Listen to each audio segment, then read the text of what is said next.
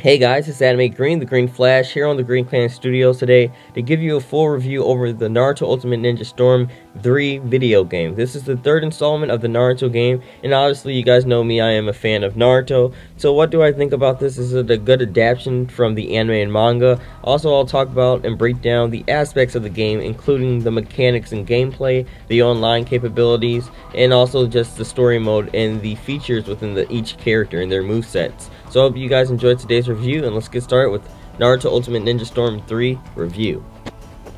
If you guys came to this review not really knowing what Naruto is, you just probably heard about it and you were interested in checking it out. Naruto obviously is an animated manga based about a kid named Naruto who wants to become the Hokage. He has a nine-tailed demon fox within him, and during the entire series he has rivalries with people such as Sasuke, his old best friend / enemy, and there's just a lot of complex things to the story. So this game actually gives you a good idea of the actual story and the world building of the series Naruto. So if you are tempted to get into the series Naruto, which is weird because it's pretty much one of the most popular series, animes at least, in the US anyway, then check out this game. It does a good job with the story, and I'll talk about that in today's review. And also, this game came out on the Xbox 360 and PS3, and if you bought it on first day pre-order, you actually get the Goku costume DLC for Naruto. This game has a lot of great aspects to it, so I hope you guys like my review, and let's get started.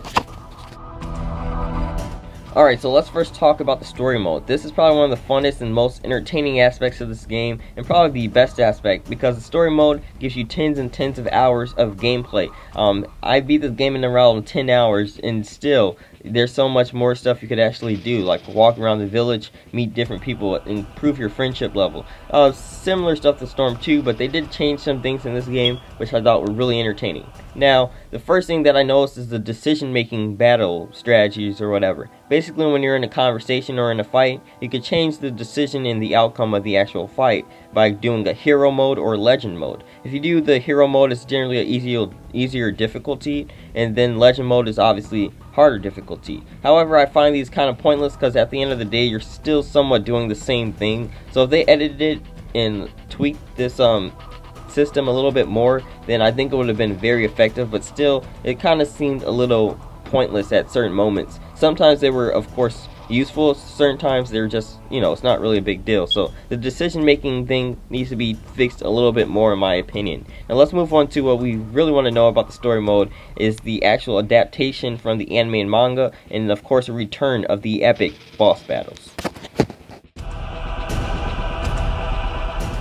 The actual storyline and the adaptation is actually pretty spot on and perfect. It has everything from the anime and manga, from that certain point, the Kage Summit, to pretty much midway through the anime. The anime is not even there yet, I don't believe, but pretty much midway through the 4th grade ninja war, with Madara entering the war, and you actually fighting as Naruto against the tailed beast. So they go pretty far into the war in this one game, and I'm actually surprised they made it that far. So I think they did a good job at adapting. The only thing is sometimes you fought random ninjas for no reason, kinda, but I understand this is a fighting game, so you're gonna have extra fights. There are certain people you fight in this game that didn't like have a confrontation in the actual anime or manga, but that's okay, it is a fighting game. So I can understand for that, but other than that, the main storyline is pretty much spot on to what the anime has in store. And also, I think they did a better job. They added extra clips like Kushina and Naruto moments. They added extra moments in the actual game that didn't appear in the anime. So they did a great job at the storyline itself. So Naruto Ultimate Ninja Storm is known for its epic boss battles. Of course, Generation didn't really have boss battles or even a story mode at that, but this game brought it back and showed why Naruto is still, in this generation, one of the best anime-based fighting games that has some of the greatest animation. The animation for this, 10 times better than the anime, and that is a fact. That's not an opinion. It is way, way better than the anime, animation anyway. And I have to say, I really loved each boss battle. Had no flaws, because the boss battles are always the best part to the Storm games, in my opinion. They always were, they always will be, as long as they're in this game. Each of the boss battles are really great. The decision making are in some of the boss battles, and of course the quick time events are back. You quickly push the buttons as they appear on screen, and that's probably like the coolest part to the game. I just love fighting boss battles. They're so fun, and they're just epic. Ridiculously animated, that's all I have to say. So not really any flaws to the boss battles, because I enjoyed myself for every one. The only flaw I have to this segment is that I wish there were more boss battles, especially certain fights that should have been boss battles, like Kasami versus Killer Bee. That should have been a boss battle, but it wasn't. But other than that, we got enough boss battles. I'm not really going to complain. I really enjoyed the boss battles returning.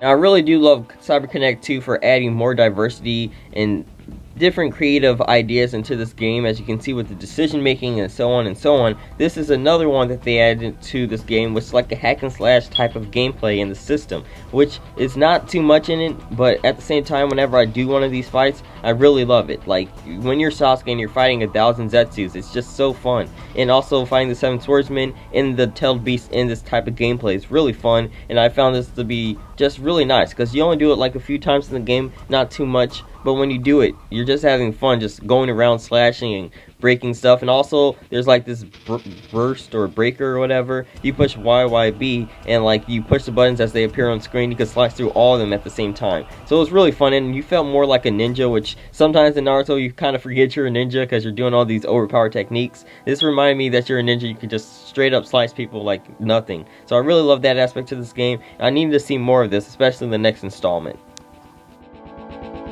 Alright, so let's move on to the controls and gameplay itself. The controls is very similar to Storm 2. It's basically the same thing because, well, it's the same engine running as Storm 2, so everything's very similar. The only thing that really changes is that you get the substitution bar, and you could actually awaken during battle. Now, the substitution bar is a good thing because it limits how many times somebody could substitute. However, I see people still substituting and spamming all the time online, so even when they have none left in their bar. So I guess that's like a glitch or something online, but I'm not sure. But when you're playing for real, substitution is a very, very effective tool, and you pretty much need to use it if you're going to try to win these fights. Then you could awaken during the middle of battle, which is a good aspect at certain times. Certain times it's a bad aspect. It can't turn the tide of the fight itself, but it's a bad aspect because sometimes people instantly turn into their awakening right when the game starts, and you have to fight, like, let's say the 8 tails or some gigantic tailed beast right when the game starts. So sometimes it puts you on the disadvantage, which is really sad, but sometimes it is pretty fun still to just transform and see all the characters' awakenings.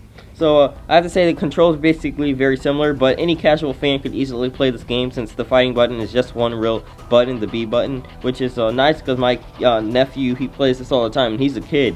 So it's pretty cool that anybody could easily just pick this up. But at the same time, I wish that the next installment they try to change the combo buttons and make it like a real fighting game, something like, I don't know, Soul Calibur or Tekken or something, where it's actually multiple buttons to attack. That would probably be better, but I doubt they'll do that. But yeah, controls, you know, they're still very okay. So before I wrap up this review and talk about the online capabilities, I have to talk about the character roster. This is the biggest character roster any Naruto game has ever had. It has 80 characters that are playable, and I believe 88 characters technically that are within this game. And I have to say, I love all the characters that are put in. They get like little Obito and Kakashi, you get the Jinchurikis, you get the 5 Kages, you get Madara, Pain, you get like freaking so many characters that I could go on and on about. And of course the classic Naruto characters, and also Naruto in his Jubi mode and Biju mode, and Sasuke just being overpowered as always. So you get a lot of characters. I don't see any complaints in this because you could always change your characters. Way bigger than Storm 2's roster, so I have to say, no real flaws at that. The only person that I think is missing on this is Zetsu, but he's pretty weak in my opinion, so nobody's really powerful enough that they're missing. Okay, so Storm 3's online is an improvement from Storm 2. You get even more features. You could change your card, you could do a world ranking, you could do a player match, you play with friends in the Xbox Live Party or PS3, whatever they have. So you could do a lot of stuff online, but at the end of the day, it's really about the players. It's not really about the system, it's generally the players who play. And these are the same players from Storm 2, so I expected exactly the same thing when I play Storm 2 online. They're just spammers, spammers, and spammers. Now I have to say that because of the restrictions like the substitution bar and chakra gauge and stuff like this being more restricted, I have to say that you have a better advantage, but still at the same time, there's still players, they find their way around it, and I can't really blame CyberConnect 2 or their online capabilities. I could only blame the players themselves. So the players out there are actually some really good Naruto Storm 3 players out there, which is nice and fun when you play against them. However, when you're playing against, you know, probably like some kid who's just only a spammer, blocks, and substitutes like crazy, then, you know, it gets really repetitive and boring. and that kind of makes you lose the factor. So I actually had more fun playing the actual story mode than the online, but it's not because the online is bad or anything, it's mainly because just certain players. But that's pretty much all I have to say about the online and about this game, guys. I really enjoyed it. Actually, this is probably my all-time favorite Storm game. I like this way better than Storm 2 and Storm 1, so I have to give this overall game a rating out of all the ratings that I put into today's review. So I hope you guys liked my rating for this game. Remember in the comment section, what are your thoughts of this game? Did you enjoy it? I have to give this an 8 out of 10. Very solid game. Probably one of the best Naruto games that's come down in the last 5 years. So definitely pick this up. I think it is worth the $60. Remember, leave your thoughts about this game, any aspect of the game, the online, the gameplay, the mechanics, or just the entertainment, because I found this very entertaining. And I do not like the 4th grade ninja war, so that's really saying something. I really did enjoy this game. I give it an 8 out of 10. Your guys' thoughts down below. If you guys like my review or anything like that, remember the thumbs up. And if you love anime, not just Naruto, but if you love anime or manga, remember to subscribe to our collab channel, the Green Clan, right here down below. See you guys next time, the Green Flash, and I'm out. Storm 3 for the win.